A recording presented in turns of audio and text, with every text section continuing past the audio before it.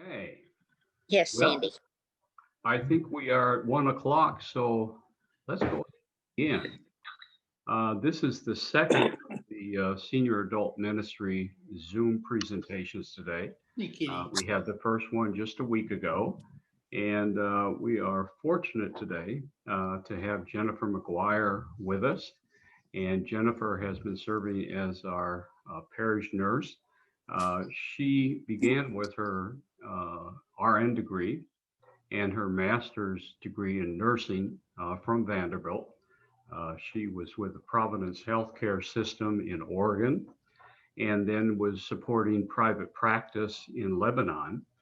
And then she decided she would retire, but she took on the job as a parish nurse and has been charged with keeping us safe, particularly through this COVID pandemic. And she has researched this area extensively, and we're very pleased to have her with us today. So we'll go ahead and turn it over to Jennifer. And at the end, we'll have a lot of questions and answers, I'm sure.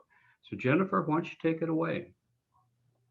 Do you want everybody to turn off their microphones before we get started?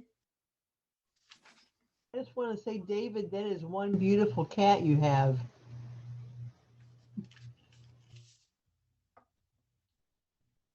I don't know if he heard you. I think that would be a good idea, unless you have a question to raise.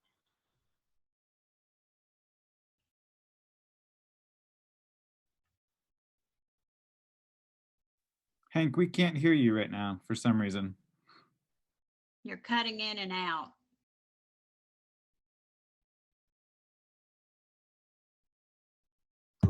Hey, there we go. Okay.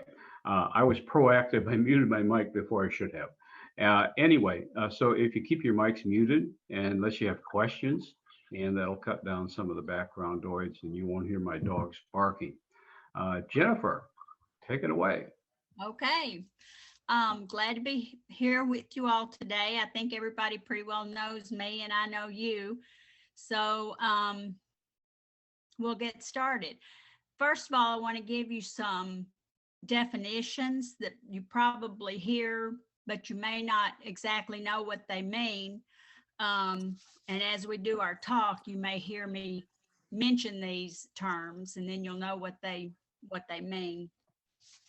When you hear the term novel coronavirus, novel just means it's new. It's a new coronavirus. It's usually not been identified before, like the coronavirus that we have. Coronavirus means that it's a large family of viruses, like what causes our common cold. And they've been around a long time, but COVID crossed from animals to humans. These viruses can mutate, they change, all viruses do. That's why we can get colds from year to year, and they can all be different. There's probably hundreds of cold viruses. It's like our flu virus. When they make vaccines for our flu virus, usually those have occurred in another part of the world. So we know how to make our vaccine work better for us for the flu when our time comes around, which is usually late fall and winter. RNA or messenger RNA, the type of vaccines that they're making now, it's different than our flu vaccine in that it works by introducing an RNA sequence, the molecule which tells the cells what to build, and it's coded for a disease-specific antigen. And once that's produced within the body, the antigen is recognized by the immune system, and that prepares it to fight the real thing, the coronavirus. RNA vaccines are faster and cheaper to produce than traditional vaccines are. And the RNA-based vaccine is usually safer for the patient as they are not used with using an infectious material. The attenuated vaccine, like our flu vaccine, is created by reducing the virulence or the strength of the virus, but we still keep it viable or alive, and it's capable of working successfully, which we've seen with the flu virus. COVID-19, COVID stands for coronavirus. And 19 was when it was discovered in 2019. So that's what COVID-19 stands for. I'm going to go through the list of questions that Hank sent out. And I think all of you all got those and probably have read them. He broke them out into sections, and I will too, because it's a lot of information to cover. And so after the end of each section, I'm going to ask if anybody has questions instead of waiting till the very end of the whole talk. First, we're going to talk about the virus itself. What exactly is the COVID virus? It's a virus that has mutated or changed. How much more deadly is COVID-19 than the common influenza we encounter each year? It's much more contagious. We have no immunity to it. It's mutating, which means it's changing, which we've seen in England and South Africa, Brazil, I think, as well. We've built our immunity up to the flu or influenza A. You've heard it called that, but we don't have immunity to COVID-19 yet. You will get that immunity if you take the vaccine and if you have the virus. Since the common influenza A is experienced worldwide each year, why don't we call that a pandemic? A pandemic is a global outbreak of a particular virus. An epidemic means it's a small community and it comes only at a certain time of the year. So we have the pandemic that's global and the epidemic that's local. How are the terms coronavirus, COVID, and novel coronavirus related? I answered that before. The coronavirus is the family of viruses that cause upper respiratory problems. COVID-19 is a subset of the coronavirus, and novel are the new forms of the virus. And how many viruses are out there? There's no definite answer. It's changed at least 3 times or mutated at least 3 times that we know of. And it seems to be continuing to change. And they don't know when that might stop. Where do these viruses come from? Basically, they're mutated and they come from new mutations, the new ones.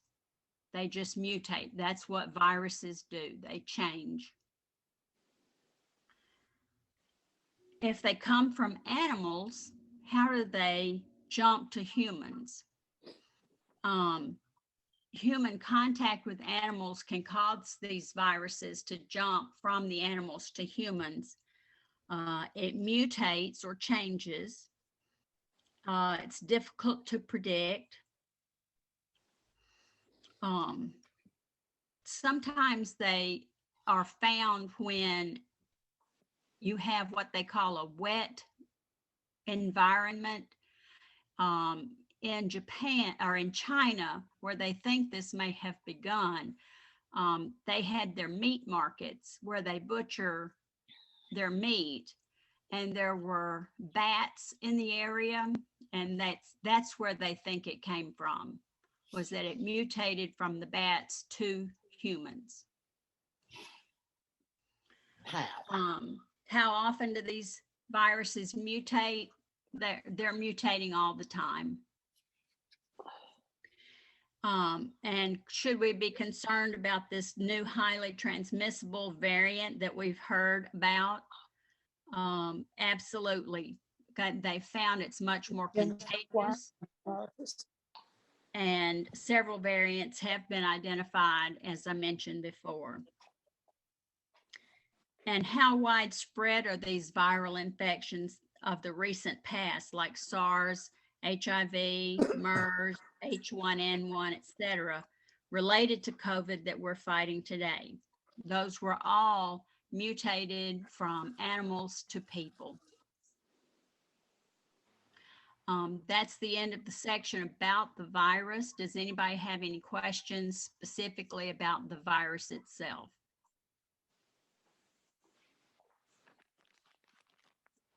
Nobody's jumping in. I have a question, Jennifer. Yes, ma'am. You said it was discovered in 2019. So Yeah. where was that discovery made? In China, I believe. We didn't really find out about it till 2020, but I think the people in charge knew about it in 2019, and that's when it was identified first, at the end of 2019. Jennifer, I have a question concerning contagion. If you've been, if you had the vaccine, are you able to then, are you still able to spread the disease? Generally, the person who's had the vaccine is not usually able to spread it. They're still trying to study how long that vaccine will give you immunity.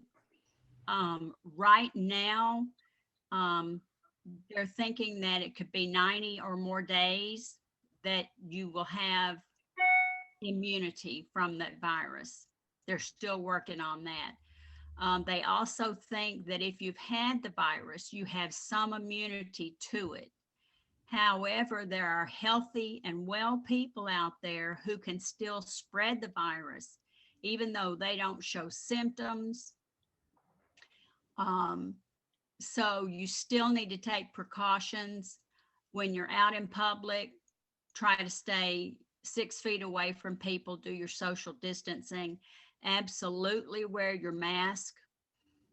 They're even recommending double masking, and you can actually continue to wear the mask that you've been wearing if you put a filter in it, a filter like a tissue folded up.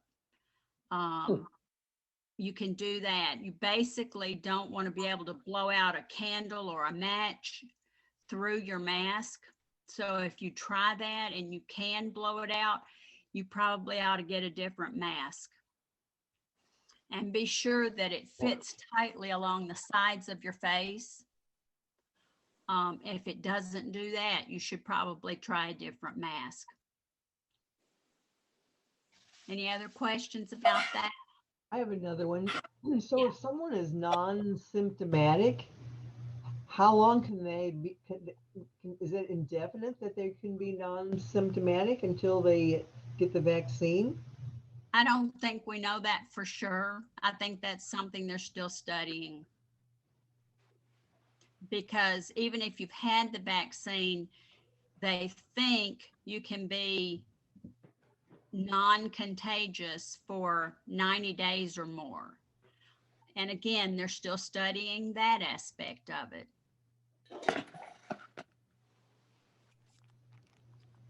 Jennifer, this has probably been the most studied virus in history, and there's probably more data surrounding it than any virus. Why is it we keep getting so many different stories and so many so much different advice from different sources? It gets to be very confusing. It does get to be confusing, but they're still filtering through a lot of that data that they have researched and found. And since the virus keeps mutating, that's another reason they're still filtering through a lot of that information. That's why things keep changing. the information out there, the precautions, the type of viruses they are. They pretty well know the type, but it does change frequently. And I've tried to give you the most up to date to this point that's out there. As I watch and read through information on the origin of COVID-19, one of the things that I think is true is that the Chinese were less than transparent in the beginning, and there was a real effort to tamp it down for whatever reasons I won't project. But one of the theories was that it did not originate from the wet market, but rather it escaped from a Chinese lab where it was being studied. Do you have any feedback on that? I don't think we're 100% sure exactly how it happened. And there's probably no way to know if the Chinese don't own up to one way or the other. But we do know that a lot of viruses do mutate and they cross the animal to human barrier. Now, this possibly could have been created in a lab, but again, we're not 100% sure. Thank you. There was a really good documentary on public broadcasting about Wuhan and the origins of it just last week. And, you know, I think if you have access to the passport, the PBS passport, you ought to look that up because it was a great documentary, and it didn't answer all the questions, but it gave a huge amount of information about the origin of this thing. Oh, good. Okay. Yeah, I'll look that up. Mhm. I did see that one too, David, and it is absolutely excellent. Mhm.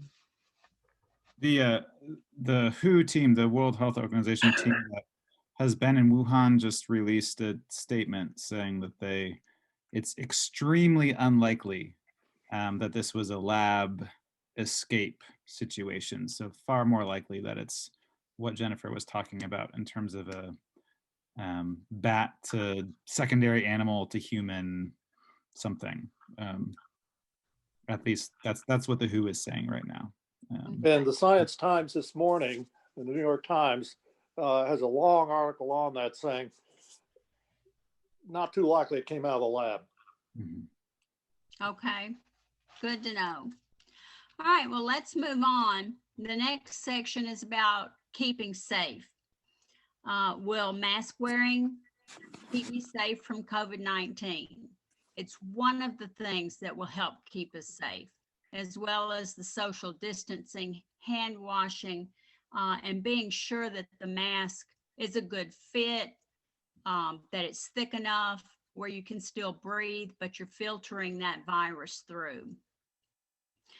And don't think you're safe, even if someone has had the vaccine recently. Don't think you can be out in public and not wear your mask and that you will be safe, because you won't. Since, again, you don't know who might carry the virus, they don't show symptoms. There are many masks to choose from. What should you look for keeping you safe? Again, the thickness of the mask, whether it has a filter in it or whether you're double masking. If you can't blow out a match or a candle with it on, and be sure it fits snug to your face on the sides especially. You see a lot of people out in public wearing their mask with their nose exposed. That's absolutely the wrong way to wear that mask. You need to cover your nose and your mouth. When should I social distance? Pretty much everywhere except in your home, unless you have people in there who are not usually in your home. Doesn't matter if they've had the vaccine or the virus or not. You can social distance from them if they have to be there. Keep air circulating depending on the weather, whether it's hopefully not raining or real cold outside. But if you have air movement, then some of those droplets will dissipate, and they won't be circulating in the air as likely. And certainly do not go around an infected individual, even if they live in your own home. Try to keep them isolated in maybe in their bedroom while you're outside the bedroom and fixing meals for them. Take them, put them outside the door and walk away.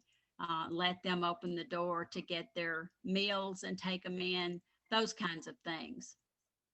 And then certainly use good hand washing, maybe even a hand sanitizer after that, to keep the germs and bacteria away from you. With the new variant, that is it more transmissible and is 6 feet distance, the usual type, and the masks, etc., that we offer, are they not enough protection? The new variants they're finding are about 50% more transmissible than the original COVID virus that they identified. With that being said, the precautions that they already recommend that we do should be enough to keep us safe.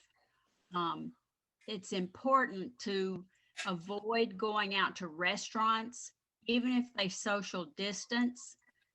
The droplets that come from your nose and your mouth from people breathing or coughing or sneezing, if you take your mask down to eat your meal, you're still exposing yourself to that possible virus.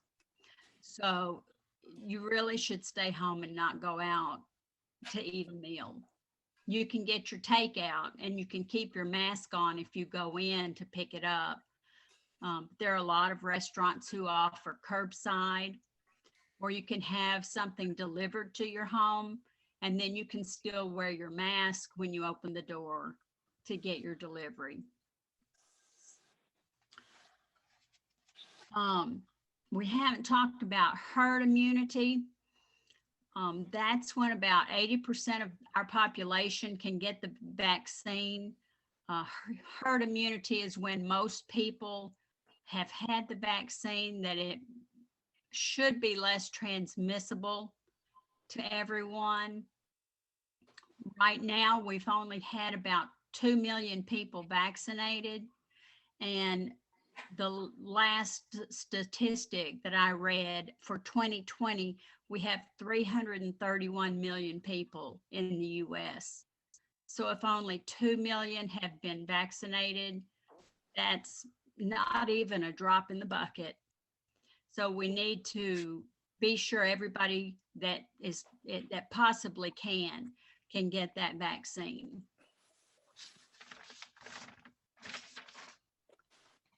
That's all on that section. Anybody have questions on that? That's me again, Jennifer. Sure, Tom. There seems to be a lot of emphasis on ventilation systems, and it can be very expensive, changing ventilation, installing new.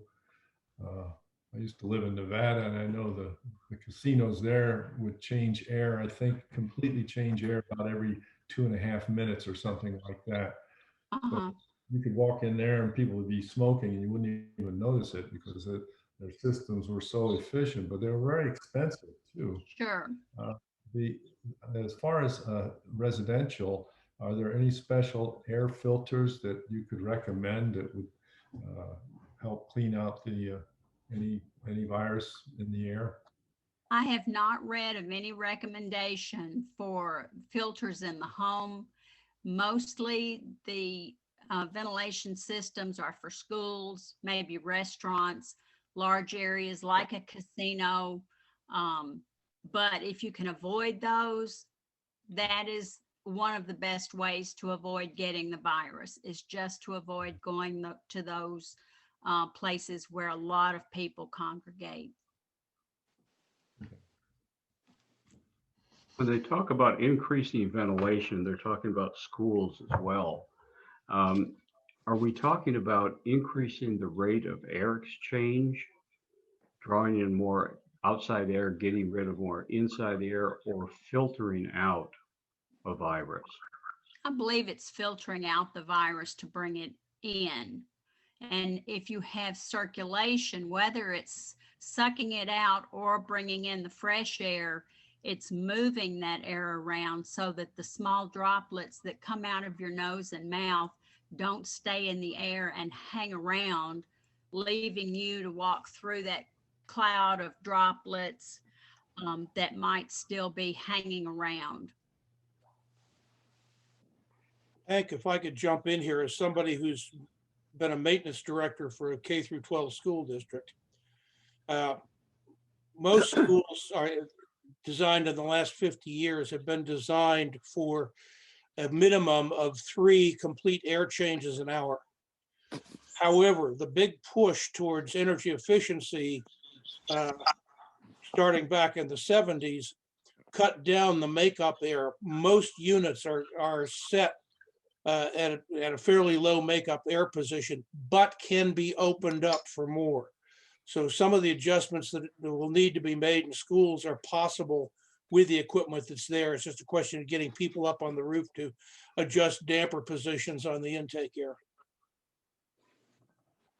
That's good to know. George, do you think our schools know that? I'm sure the maintenance directors do, whether the principals or the teachers know it. That's probably doubtful.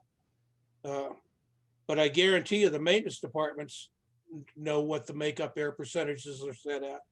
And depending on the age of the equipment, it may be so expensive they just don't have the money in some of those districts to change that out.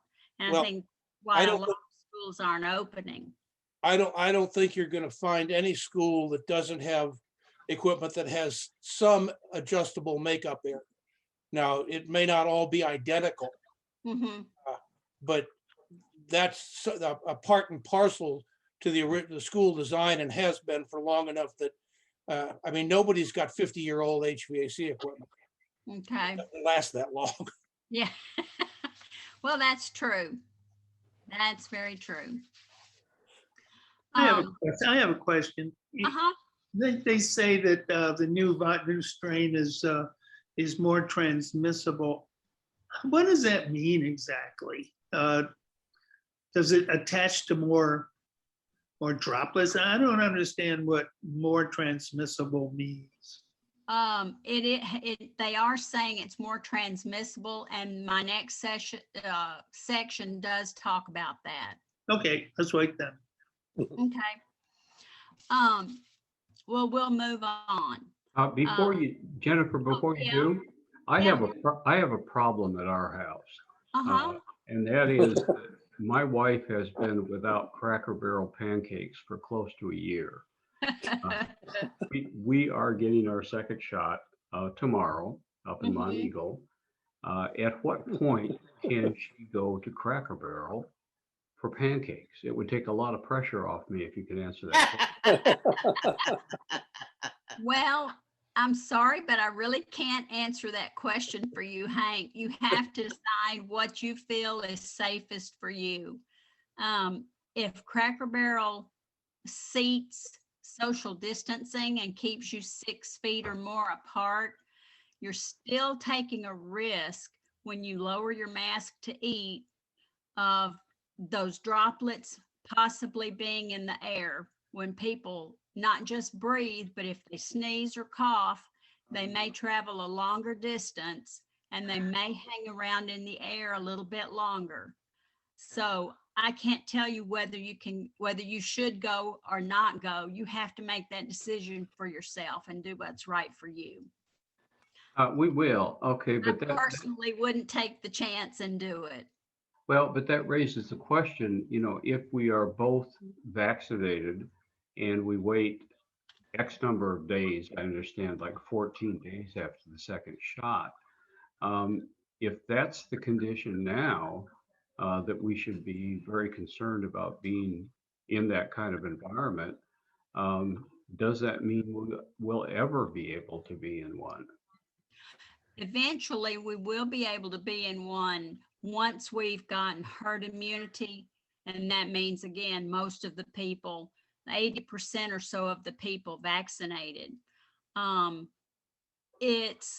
They're still researching whether you can get COVID and then also get a variant or a mutation. They are still studying that. It's highly likely and very possible that we can get COVID-19 and a mutation because we haven't built up an immunity to the mutation as it's so new and you come into contact with it. Is it true that people who have had the full vaccination and do get COVID, that they're most likely not to die, not to go to the ICU, and very unlikely to go to the hospital at all? That's the latest that I have read, that it is more likely. It's not to say that it could happen, but they say it's very unlikely to happen, that we will have a lesser reaction to COVID-19 if you've had the vaccine. They're still not sure if you've had the disease itself, if you've had the COVID-19 infection, whether you can get COVID-19 again. They're still researching that. Okay, thank you. Sure. Okay, what is an RNA messenger vaccine? RNA vaccines work by introducing an RNA sequence or a molecule which tells the cells what to build, which is coded for a disease-specific antigen. Once produced within the body, the antigen is recognized by the immune system, which prepares it to fight the real virus that we might come in contact with. RNA vaccines are cheaper, faster to produce than the traditional vaccines. And an RNA-based vaccine is safer for the patient, generally speaking, as they're not produced using infectious material.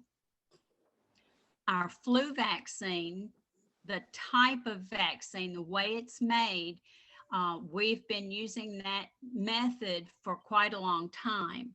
It uses an attenuated vaccine, which means it's created by reducing the virulence or the strength of the pathogen virus or the flu virus, but still keeping it viable, which means capable of working successfully. So that's a lot of information to take in, but it works. If you've seen the pictures on television about the coronavirus and how the RNA messenger works, there's a spike protein that attaches to part of the cell, which tells it what to do, which helps us to build up an immunity against it. Can I contract COVID from the vaccine? No, you cannot. We're pretty sure that since it's the way it's made from the RNA messenger, that you cannot get COVID from getting the vaccine. If you get it shortly after you've had the vaccine, then you probably were exposed to the virus before you had the vaccine. So don't think that you got COVID from the vaccine itself. What are the risks of taking the COVID vaccine? Well, local injection site problems, inflammation, a little pain, you might get a fever, maybe muscle aches, feels similar to the COVID virus symptoms if you were exposed to the COVID virus, but generally the pain is localized and only lasts for a day or two. They're recommending not to take ibuprofen or Tylenol before you get the vaccine. They are recommending after the vaccine, you take Tylenol only for injection site pain.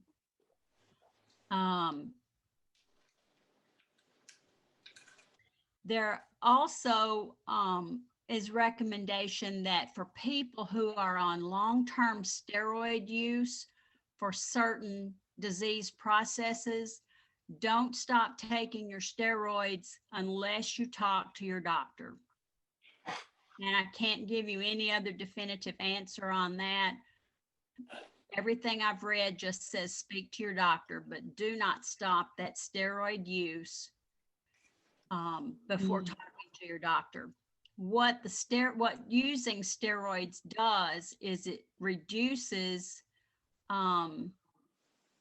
the way your body reacts to the virus and reduces your body to make the antivirus, the way your body responds to build up the immunity. You'll have a higher risk of exposure to that virus if you take it and you're on the steroids or have had long-term use. So be sure you talk to your doctor.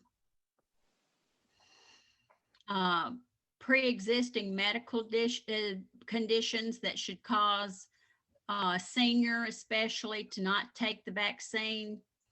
Mention about steroid use and about Tylenol. That pretty well answers that question as well. How long will the current vaccines impart immunity? They're thinking at least 90 days or so. They're still studying that. What the last information that I read, they are hoping that it lasts more than 90 days, of course. They just don't have enough data at this point to be 100% sure to say it's much longer than that. That's why we want herd immunity, or to have most of our population vaccinated, since we're just not sure. And should I continue to take precautions after the first dose of a vaccine? Absolutely. If you're taking one of the vaccines that gives a double dose, you should absolutely continue to use precautions, your social distancing, mask wearing, hand washing, and avoiding people who have the active COVID virus. Since the viruses have been shown to be about 95% effective, even after taking the vaccines, and if the mutation occurs, you still use the protocol of mask wearing, social distancing, hand washing, taking the vaccine. Those are our best protection against getting the COVID virus. Anybody have any questions about the vaccine itself? I do. So with the Go ahead, Sid. 95% protection, so does that begin to dwindle down as the 90 days are almost over? Again, they're still not sure. The last research that I read was that they just still aren't 100% sure.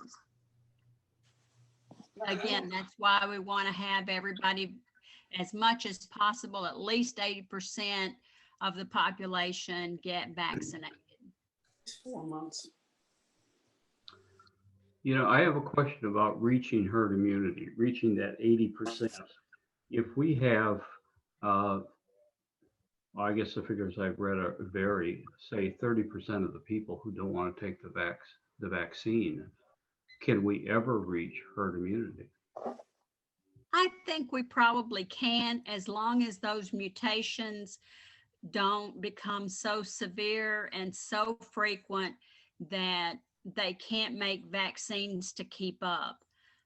They are looking at making vaccines for some of the mutations, but they're seeing that the mutations are occurring fairly quickly, so that making the vaccines just may not be feasible to do that and have a vaccine for every mutation that there might be. If the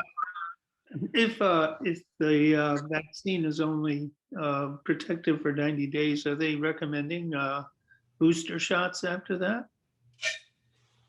No, at this point, I have not read where they recommend a second round of vaccines. That has Dave- not come up in the literature that I've seen. David, I think your choice of verbiage is incorrect. They're sure that it's good for at least 90 days. They don't know beyond that. They're not saying it's only good for 90 days. There's a distinct difference in those two. That's true. Jennifer. At this point, they feel like it's good for at least 90 days. And it's possible that it's longer, but the studies just aren't conclusive. Jennifer, is the problem that they don't have more than 90 days worth of data to study? No, they've had the data, but it's more of a problem of studying that data, whether the control population was big enough. It's had peer review. Statistically speaking, they have to take time to study that and then impart it to the people in the know, like WHO and the CDC, and just to let them study it before they give us more information on that. Jennifer, what's the difference between the first and the second vaccine?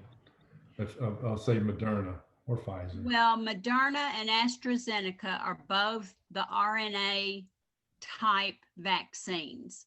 The new Johnson & Johnson vaccine is made with the attenuated virus that we talked about, which is the same way our flu vaccine is made. No, what I meant is the difference between the first shot and the second shot. Is there a difference? No, not that I know of. It's a booster. Okay. I don't know if it's a lesser amount. I have not read anything of that sort in the literature. It's just personally, I had a different reaction to the second one.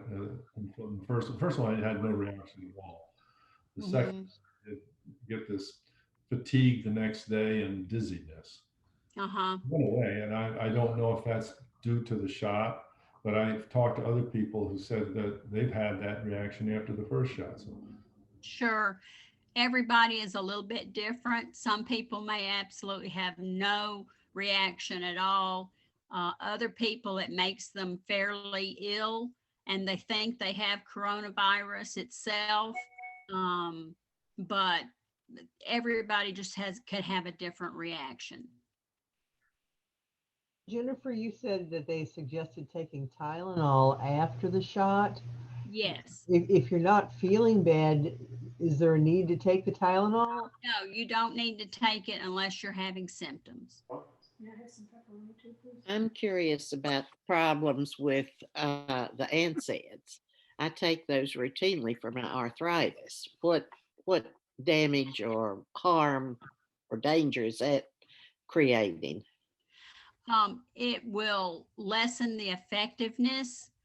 That is what I have read most recently. They think that it decreases the effectiveness if you take it immediately after. Probably a day, 24 hours or so, then would probably be fine to go ahead and take it after that. They should let you know before they give it to you. Well, it's been in the news, but they're still studying that. So they don't have as much data as they wish they had to say absolutely why you should or shouldn't do that.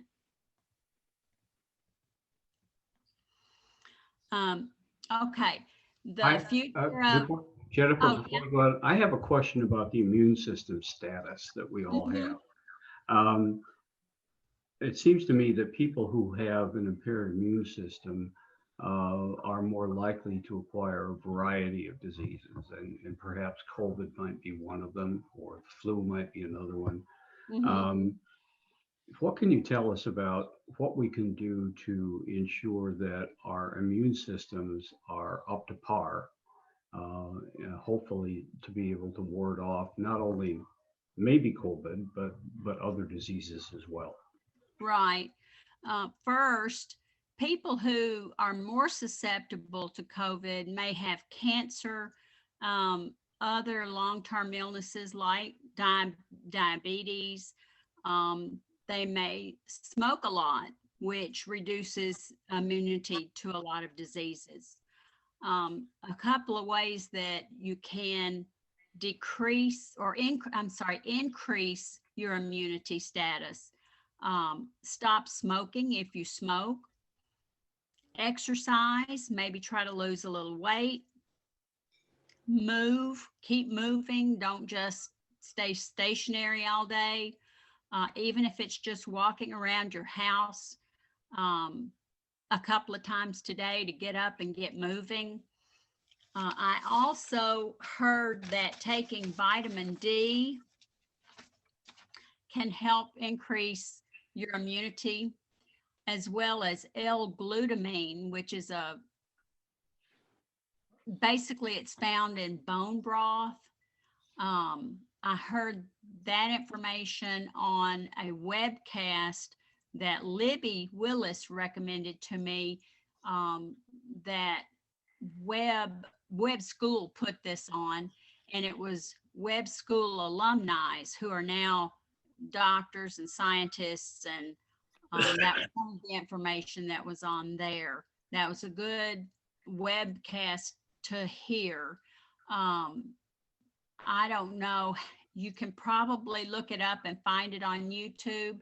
They didn't say specifically that you could do that. I could send the link to Hank, and Hank could send it out to everybody on his list. If you wanted to take a look at that had some pretty good information. Mostly what I'm telling you, but it doesn't hurt to hear it a second time. I understand zinc also is something that helps the immune system. Yes. Combination of zinc, vitamin D, and vitamin C, I understand. Yeah, those can help too, sure. Avoiding people who are ill with the virus itself, and using our protection, our masks, social distancing, etc. All those will help keep our immune system strong. Pandemics in the future. In the 21st century, can we expect that there will be more pandemics? Yes, because viruses mutate, they change. That's what viruses do. That's what they've always done. It's not been as severe as what we've had with this family of coronaviruses, which is the COVID-19. You can have more pandemics because of global traveling, increasing our population, especially in larger cities. You get more people packed into these larger cities, so people are in more close proximity to each other. Possible animal to human contact is another way it can spread and cause mutations which will cause viruses. So yes, we probably most likely are to experience more of these pandemics in the future. Will fighting these pandemics become the new normal in the coming years? It's highly likely. That's what's predicted by the scientists and the ones in the know.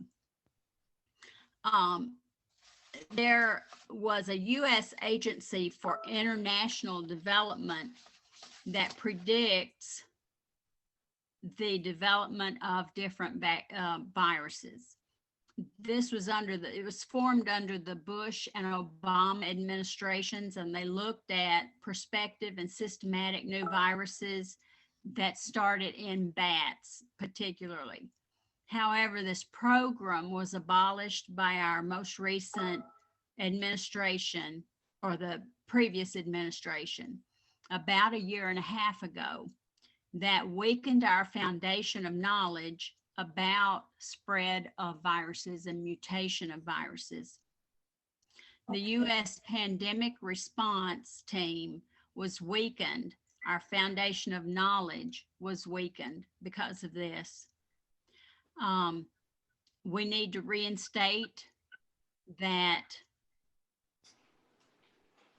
international agency so that we can be more prepared in the future. They can study it and help prepare us for it, making vaccines, etc. But for now, we can only plan for, we're backpedaling, so to speak. They're making the vaccine as fast as they can, as fast as they know about a mutation.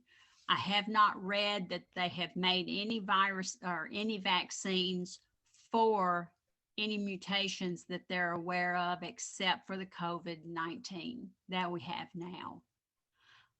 It may be that they will have to make a vaccine for some of the mutations, but the mutations seem to be happening so fast that it's very difficult for them to keep up making different vaccines for all of them.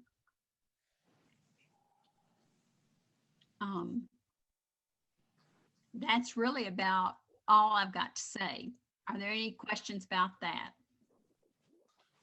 I'd like to interject something, since I've got daughter and son-in-law and grandchildren in England.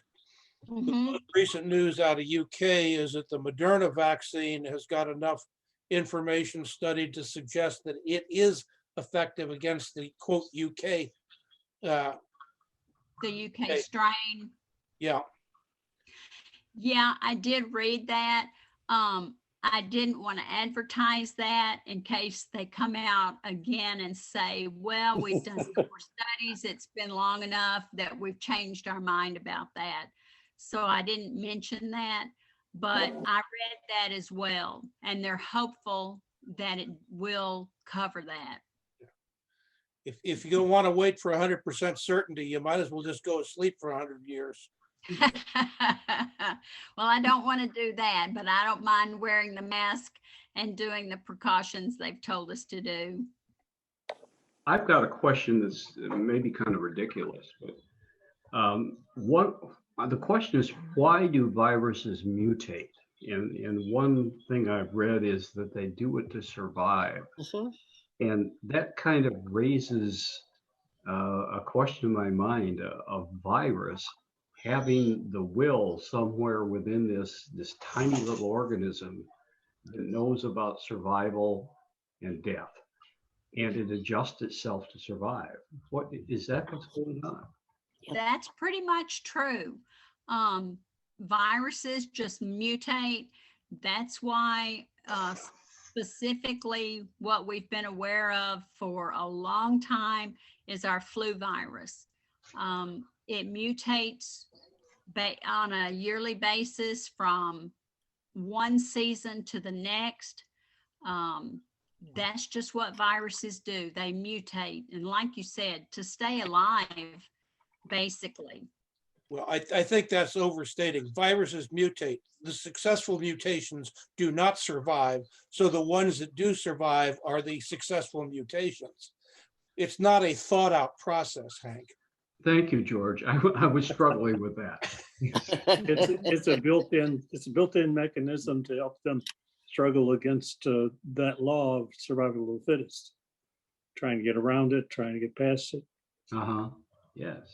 Most reproduction, regardless from whether you're talking virus up to higher mammals, has mutations. The ones that don't survive are not successful. The ones that improve things are successful.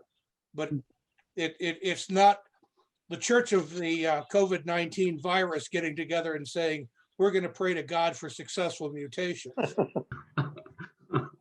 Well, that's true. That's very true. Jennifer, if you've already discussed this, I can call you separately to get caught up. But if someone does come down with COVID, which hospitals in our area have the right kinds of medications for effective treatment, such as the ones that President Trump took? Any? I think they are available. I don't know how they decide who gets it. But I do believe they are available here at St. Rutherford or St. Thomas Rutherford. They're at Vanderbilt, I know, and they're probably at all the hospitals, but I don't know how they determine who gets that treatment or not. I know Aaron Schneider was in the hospital and got remdesivir treatment there. So, and why he got it, I don't know that he got it and others didn't, but yeah, they're definitely using it here at St. Thomas. You know, you all know Charlie Smith. A month ago, I think he was close to death, and of course, he had pneumonia as well. They transferred him to St. Thomas Midtown, and he received, well, he had a ventilator for a week or more, and he received the medications as well that helped him to survive. He's still weak. His lungs have been damaged, so it's going to be a long haul for poor Charlie. But I know St. Thomas Midtown had the personnel and the medications for treating it. I'm surprised nobody's asked why we haven't heard of very many flu cases this year. They're saying the reason we have not heard about having so much flu going around is because of the precautions that we're using for COVID, the masking, the social distancing, the hand washing, because that's how it's spread, how the flu virus is spread or any virus is spread. So that's why we have not heard about much flu going around. Jennifer, could you tell us a little bit about the long haulers? The people who have symptoms that on-go for months. Uh-huh. What do you want to know specifically? Well, I want to know if there's a pattern, if there are certain people that are more likely to get this, and what does it affect, and is it going to be a chronic condition? From what I've read, it's an individual person-to-person type of thing. They don't really know yet what's causing these people to be long haulers. They don't know exactly why you may get it twice or more times, even though you've had it once. Some people are likely to get it again. Some people can have severe lung damage. There have been at least one patient that I've read about that had to have a double lung transplant because his lungs were so damaged from having the virus.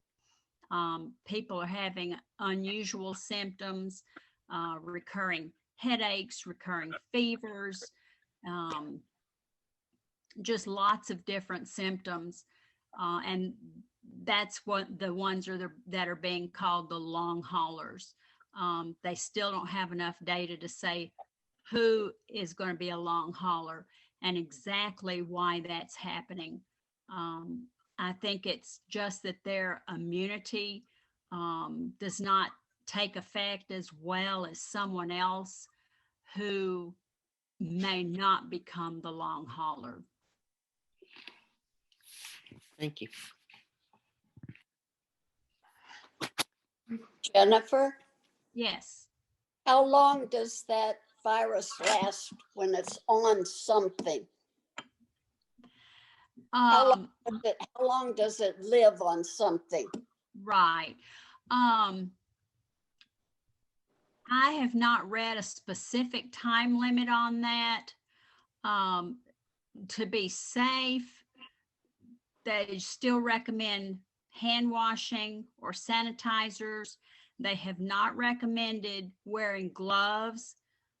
For instance, going to the grocery store, things like that, because most people still need to get out and go get their groceries. But as soon as you get home from that, before you do anything else, wash your hands. That's at least the one major recommendation that I've read about. Thank you. Sure. Unless you have more questions, that's about all I've got to say. Thank you. You're welcome. Are there more questions? Okay, thank you, Jennifer. I feel that I've learned something today, several things that I didn't know, and I appreciate your expertise and your willingness to come and do this for us. And also appreciate all you're doing as a parish nurse to keep us all safe.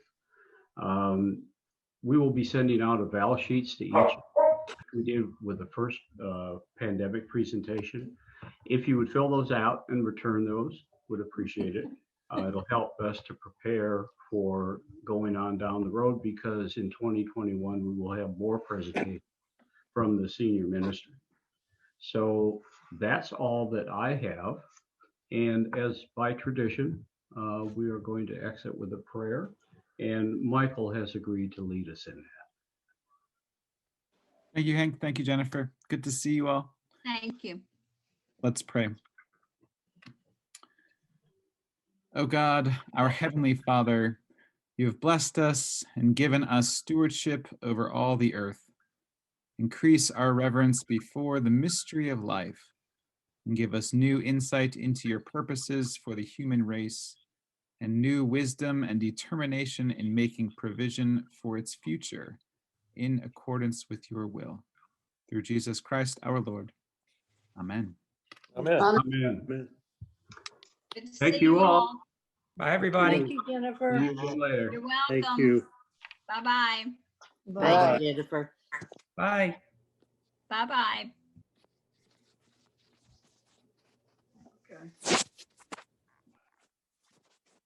CDC said 4 months.